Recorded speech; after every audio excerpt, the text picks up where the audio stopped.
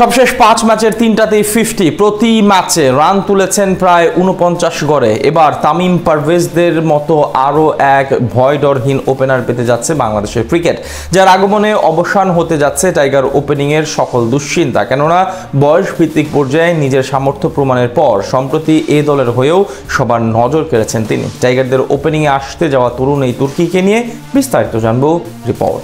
বাংলাদেশ জাতীয় দলের জন্য সম্প্রতি বড় রকমের চিন্তার কারণ হয়ে দাঁড়িয়েছে দলের ওপেনিং পজিশন। তামিম ইকবালের বিদায়ের পর এই পজিশনে একজন সেট ব্যাটসম্যান খুঁজে পেতে একের পর এক পরীক্ষা নিরীক্ষা চালাচ্ছে বিসিবি। তবে সবশেষ কয়েক সিরিজ ধরে দলের ওপেনিং এর জন্য নির্ভরতার নাম হয়ে উঠেছেন যুব বিশ্বকাপ জয়ী দুই ওপেনার তানজিদ তামিম ও পারভেজ ইমন। তাদের ভয়ডরহীন ব্যাটিং এর সুবাদে সবশেষ দুই সিরিজে দারুণ সাফল্য পেয়েছে টিম টাইগার্স।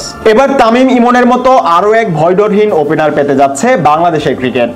আগ্রাসী ব্যাটিং এর সাথে সাথে ধারাবাহিক পারফরম্যান্সেও চমক দেখিয়ে চলেছেন তরুণ এই ওপেনার, যেখানে সবশেষ ৫ ম্যাচের ৩টিতেই 50 হাঁকিয়েছেন তিনি। ম্যাচ প্রতি রান নিয়েছেন প্রায় ৪৯ গড়ে।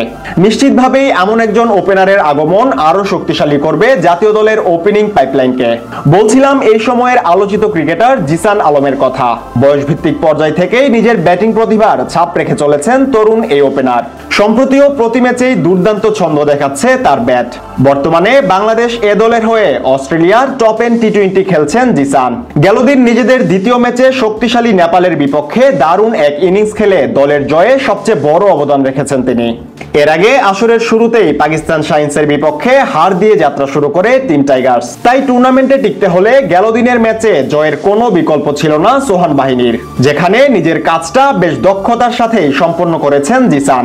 ব্যাট হাতে এদিনও দলের ওপেনিং এ আসেন তিনি। এদিন প্রথম ওভারেই ২ বাউন্ডারি হাঁকিয়ে দলকে এনে দেন উড়ন্ত সূচনা।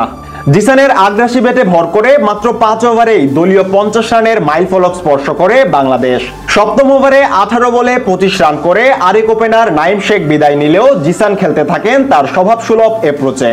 এরপর দশম ওভারের মাথাতেই এক বাউন্ডারি মেরে মাত্র ৩৪ বলে অর্ধশতক পূরণ করেন এই আগ্রাসী ব্যাটার। 50 ছোঁয়ার পর আরো বেশি ভয়ডরহীন হয়ে ওঠেন জিসান। ইনিংসের ১২তম ওভারে নেপালের বোলার দীপেন্দ্র সিংকে টানা ২ বলে ২টি ছক্কা হাঁকান তিনি। এদিন মাত্র ৪৬ বলে ৭৩ রানের এক ঝড়ো ইনিংস দেখিয়েছে জিসানের ব্যাট, যার সুবাদে ১৮৩ রানের পুঁজি নিয়ে শেষে নেপালকে হারিয়েই মাঠ ছাড়ে বাংলাদেশ এ দল।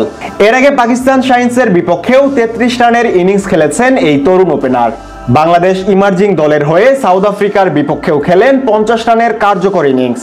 এর ঠিক আগের ম্যাচে একই প্রতিপক্ষের বিপক্ষে খেলেন ৩১ রানের ইনিংস। এমনকি এপ্রিলে আবাহনী লিমিটেডের হয়ে মোহামেডানের বিপক্ষেও তুলেছিলেন ৫৫ রানের ঝড়। সব মিলিয়ে সবশেষ ৫ ম্যাচের ৩টিতেই 50 হাঁকিয়েছেন দুর্দান্ত এই ওপেনার, যেখানে তার ব্যাট থেকে এসেছে ম্যাচ প্রতি ৪৮.৪ রান, যা একজন ওপেনারের জন্য ইতিবাচক সূচনার ইঙ্গিত। তাই জাতীয় দলের জন্য তিনি হতে পারেন ওপেনিং এর নতুন ট্রাম্প কার্ড।